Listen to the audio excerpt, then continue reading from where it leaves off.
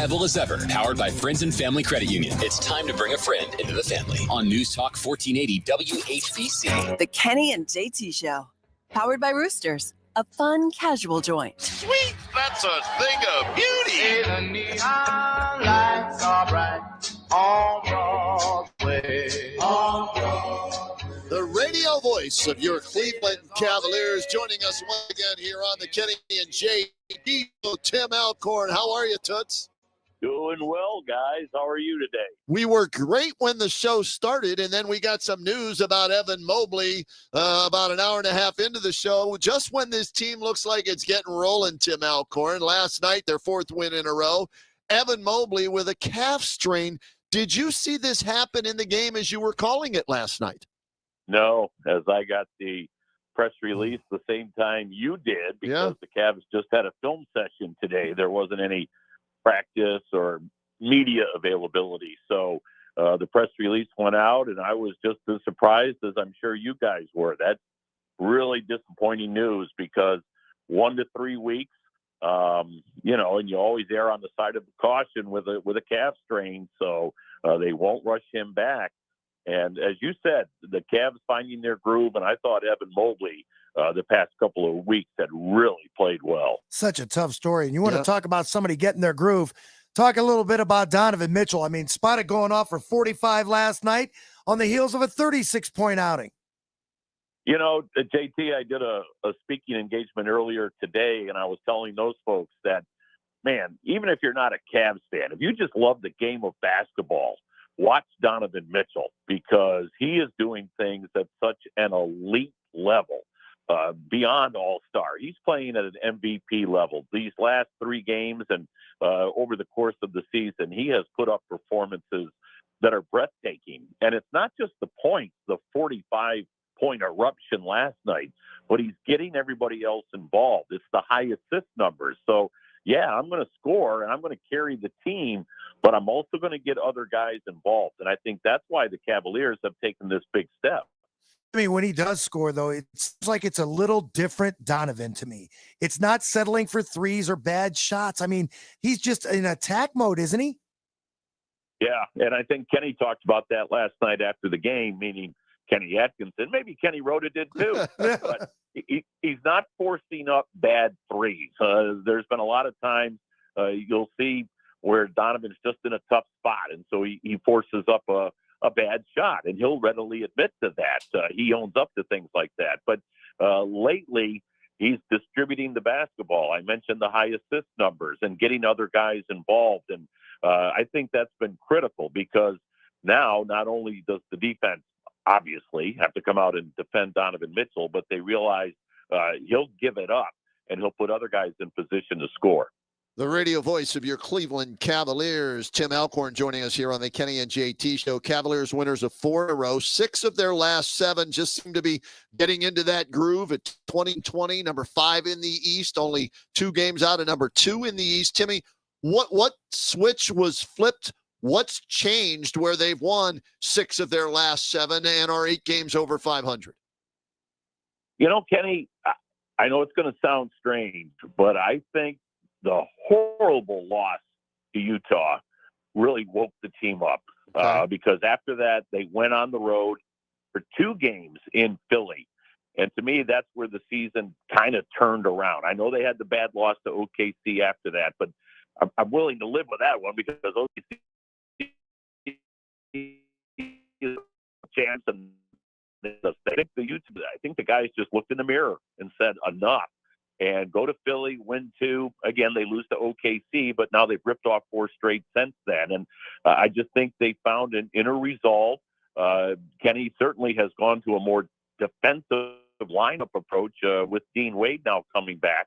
And I think that has really, really catapulted this team. And that's why the news today with Evan Mobley is really unfortunate, because he's just been elite, I think, at both ends of the floor. Tim, this team with all these injuries all season long, including Max Strus, who hasn't even suited up yet, are the teams ahead of us going through the same? I mean, are the Knicks and the Raptors? We know about the Celtics and the Pistons are just a young team, but I mean, is this normal for this time of year? No, No, I mentioned the public speaking event I did earlier today, and we were talking about that the Cavaliers lead the league. They're number one among 30 teams in starting lineups. Wow. 25 starting lineups. That's staggering. And to your point, JT, Kenny Atkinson trying to manipulate these rotations and starting lineups. And do you go a little more defensive? Do you go a little more offensive? Depending on who you have available. Mm-hmm. Every team goes through injuries. It's an 82-game schedule. It's a marathon, and you got to kind of grind your way through it. But the way the Cavs have been beat up by injuries this year, it really has been staggering. Tim Alcorn bringing it down for us as only he can, as he's called all the games, all 48 to this point. Cavaliers at 28-20 as they enter tomorrow night's game against my buddy LeBron James and the Los Angeles Lakers. And then, Timmy, you got your bags packed yet? You ready for that West Coast trip? Not quite, but I must say, leaving Northeast Ohio is challenging at times. But knowing Phoenix is the first stop, that doesn't make it all so bad. Yeah, you'll get out of this crappy weather that we're dealing with and continuing to come down through the weekend, Tim, I think. let's talk about that travel on Sunday. I texted you early Sunday morning. I mean, what was it like coming back to Orlando into this mess? Yeah, I mean, again, one of the more challenging parts of the NBA is the travel. And so we leave Orlando. The Cavaliers leave Orlando after the game on Saturday night. And fortunately, and I mean really fortunately, the system was a little bit late in moving into the Cleveland area. So we touched down before the real heavy snow started. I was surprised that Orlando did wait until Sunday afternoon to fly up. So they landed right in the thick of everything. And I guess it was somewhat of an adventuresome trip as I talked to a couple of people with the Magic. But, it's part of the life and you learn to deal with it. And but it does create some problems. There's no doubt about that. And now to have to fight through a long road trip. I mean, this is a 5-game, 12-day road trip coming up for the Cavaliers.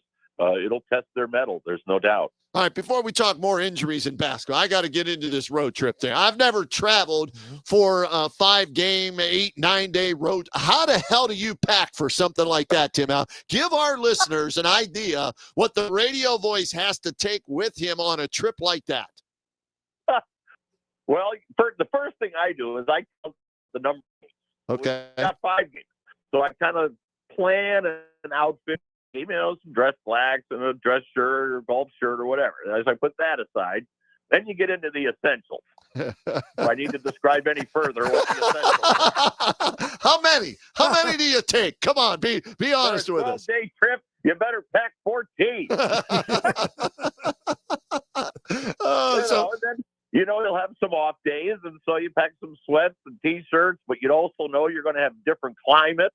We're going to have Phoenix and L.A., but Portland and Denver. Right. We watched that Bronco game the other day. Right. So you don't know what you're going to get in Denver. So you try to do some mixing and matching, and then you just throw it all in there and say, here we go. Well, it's 5 games. How many days? 12. Wow. How about that? A 12-day trip. Really, the good news is, actually, ironically, the good news is, yes, it's a long trip. Yeah. But 3 of the 5 games have 2 days in between games. Nice. So there aren't any back-to-backs. And that'll at least make it a little bit easier on the travel and on the body. So you're not flying from Portland down to L.A. or whatever and just playing back-to-back games. And there's 3 different instances of 2 days off between games. But that makes it a longer road trip, 12 days. By the time you get back, some of the snow might melt. I hope so, right? That's from JT's lips to God's See that? ears. Yeah. Wow. Timmy, do you sleep on the plane? Are you able to? I can't sleep on the plane. I don't care how many hours I'm flying. Are you able to sleep on the plane or no? Yes. I mean, it's not a deep, restful sleep, but yeah, I'll doze off, especially if I've got some, if I don't have my wedding music playlist going where it's rock and roll and dance music. Yeah, I'll put some music on and just try to, doze off for a little while. All right, what's on that playlist? Come on, we're getting into all the good stuff here. People never hear Show this about Tim Show Alcorn. tunes. What's on that Jersey playlist? Boys. Yeah. Jersey Boys. Absolutely. Yeah, I've got some show tune stuff. See? But I always look around the plane going, There's 80 people on this plane. I'm the only guy listening to the music, man. I know that. We got trouble right here in River City. There you go. Yeah. No, I mean, I got a little bit of everything. I mean, Kenny, you played music for a long time. Yep. So you really get into all the different genres, from R&B to rock to oldies to the current stuff. I mean, yeah, so I have a pretty lengthy playlist. There's no doubt. Timmy, the 79th Tony Awards are going to be held June 7th. Nominations will be out May 5th. Who's your front runner to win a Tony? Let's go. Now, listen. Come on. What? I've got one more New York trip coming, so I'm hoping to get a couple of more shows. All right. We play Brooklyn in late February, so maybe I'll be able to get one more show in. But, yeah, I mean, there's obviously some great contenders, I'll say that. Here's what we're going to do. When that gets closer, we're going to have him back on. We're going to have Tony him pick. show. We're going to do the Tim Alcorn Tony show. No basketball. And you're going to pick all the winners. How's that, Toots? Oh, my goodness. Well, I better get my tickets all lined up then. Yes. Broadway Insider, Tim Alcorn. And there goes the per diem if I start buying Broadway tickets. Worth it. Oh, come on now. You're NBA per diem money. You're making the big bucks now on the road with the Cavaliers. Tim Alcorn, the radio voice, joining us, telling us how many pairs of underwear he takes on a 12-day trip with the Cavaliers out west. I would like to ask you a question about the Cleveland Cavaliers. We're getting baback to them? Okay. Tim, I'm just wondering, because I go back to last season, Ty Jerome. Yes. I always want to call him Ty Lue. We're seeing the young players like Naquan Tomlin and Jalen Tyson. We understand those guys are really have earned their playing time. I want to ask you what your thoughts of Tyrese Proctor are. The last games, seems like he's coming along. Do you expect more playing time for him? Yes, I do. Although, again, it's going to depend when other guys come back. But I would agree with your assessment, JT. I think he's been very impressive. He has shown some things. I mean, and he's not afraid of the moment. He comes in and he gets right into the rhythm of the game. He knocks down shots. He soaks up the game. Obviously, that Duke background, as far as knowledge of the game of basketball, is very beneficial. But I think the Cavaliers found something in Tyrese Proctor. And by the way, you mentioned another player. When they were coming out of camp, you guys had me on, and I said, keep an eye on this guy. Kenny, do you remember who that was? I want to say it was the guy who I absolutely loved, was thrilled that they drafted him, and thought he was going to have a breakout year, and that would be Jalen Tyson. Is that what you said, Kenny? No, I said the exact opposite. I said he's more as bad as Isaac Okoro, and I've already eaten plenty of crow on that. In fact, we started the show off talking about that today. No, Tyson has been phenomenal. And yes, I do remember you saying, Tim, I don't agree with you. And right. I said, well, we'll see. Although I will say, I did not, nor do I think anybody within the Cavs organization saw the season coming that Jalen Tyson has had. I mean, he has been remarkable. He has taken a huge step forward. And when you think about where would this Cavs team be without him, right? Because he's had some big nights. I mentioned those 2 wins in Philly, and of course that's where he erupted for 39, his career high. But JT, circling back to your point, yeah, I mean, I think Proctor is going to be a contributor. I think they'll find some minutes for him. So yeah, again, this is now an all hands on deck situation. I hate to use that cliche, but with Evan going down, we don't know.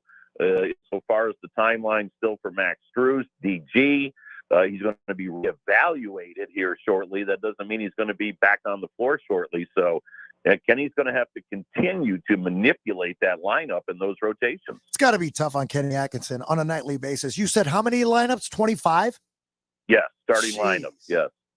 Timmy, getting back to Jalen Tyson, and he deserves some talk, okay? What did I miss? What did I not know? What did I not see either in practice that you got to see, the Cavs got to see in games early on this season? Because last year he was terrible. 3 points a game. All he did was shoot when he got in there, and that's it. What changed? What did I miss? Yeah, you know what, Kenny? I mean, I'm joking around with you because, to be truthful, I did go down to camp, and so I was watching him every day in the workouts down in Florida and in the preseason games, and you could just see he had put in so much work, especially on that shot that you alluded to. He was dropping down shots in training camp and preseason. To your point, that were bricks last year. Right. And you're like, wow, this kid has really worked at his game. And you could just see his confidence growing, and you could see the coach's confidence growing in him, and they were just kind of feeding off one another. And so, and I think he just entered the season realizing I need to step up my game, and I worked tremendously hard at it. He does not lack confidence. Jalen Tyson is a kid that believes he belongs on the floor. And I think he obviously has earned those minutes, but he also knew he was going to have to earn those minutes.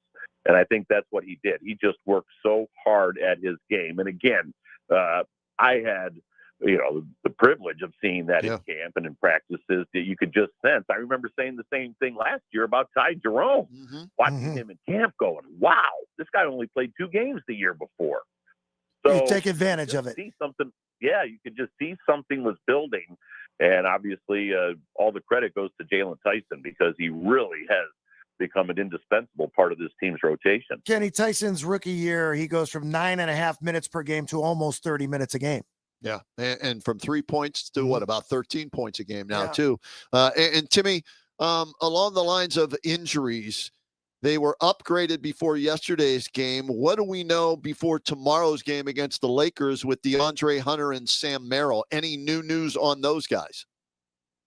No, in fact, right before I did the, connected with you guys for the chat here, I checked the injury report. Cavs still had not put theirs out yet, probably because of the Evan Mobley news that they were waiting to release. So I was surprised by Merrill and DeAndre Hunter. Not that questionable means, yeah, they're definitely going to play. But to see Sam go from out to questionable, right. I thought that was somewhat of a jump. So because usually there's doubtful in between, right? Go from out to doubtful to questionable, and so that did surprise me. So hopefully they'll be on the floor tomorrow night because they're going to need every weapon they can have with Luka and LeBron coming in. All right, let's talk about LeBron because I was talking with a buddy of mine. And by the way, I'm going to try and swing by and see you tomorrow. I'm taking the day off so I can go to the game as a fan tomorrow because I'm wondering if this might be LeBron's last game in Cleveland. If he decides to retire after this year, it could be, unless the Cavs and Lakers would meet in the final. So let's talk about LeBron James's career. When you first heard about him, saw him, what he's done up until this point where he plays against the Cavaliers tomorrow. Well, I'm going to age myself a little bit here because anybody that's in my demographic heard about LeBron James when he was a freshman and sophomore at Akron St. Vincent St. Mary. And when I was working in local radio and doing high school basketball, I would always go to the state tournament. And so every year I was down in Columbus at the state tournament. Here comes this kid out of Akron, LeBron James, and you were just blown away. Right. And so you kind of knew, man, this kid is special. Now, did anybody at that point look at him and go, yeah, he's going to be the leading scorer in NBA history, and top 3 or 4 in assists? And oh my God, I was looking at the Laker game notes today. There must be 6 pages of all the records that LeBron now has. So his career has just been extraordinary. I don't know what other adjectives there are. I'm sure there's a plethora of them to say, what he has done and continued to do. There's been some drop off, but to do what he's doing at 41 years old, right? It's amazing, incredible. You just keep rattling off different words. And so, I mentioned earlier about fans having the opportunity now to watch a guy like Donovan Mitchell play. I hope we all at some point take a step back and realize to watch LeBron James play for 20 odd years, just what a privilege and a blessing that has been, because who knows if there will ever be another one like him. No question, and I'm looking forward to seeing the Cavs and LeBron and the Lakers along with Luka tomorrow night. See if the Cavaliers can make it 5 in a row and 7 of their last 8 before they head out on that 7-game, 12-day, 14 pairs of underwear trip for the Cleveland Cavaliers and Tim Alcorn. Toots, you're the best. We always appreciate it, buddy. I'll try and see you tomorrow, all right? Hey, stop on by the perch. Always good to talk to you guys. There he is, the best play-by-play man in the business, the radio voice of your Cleveland Cavaliers. Follow him on Twitter at Cavs Alcorn. He is Tim Alcorn. We'll get a break in.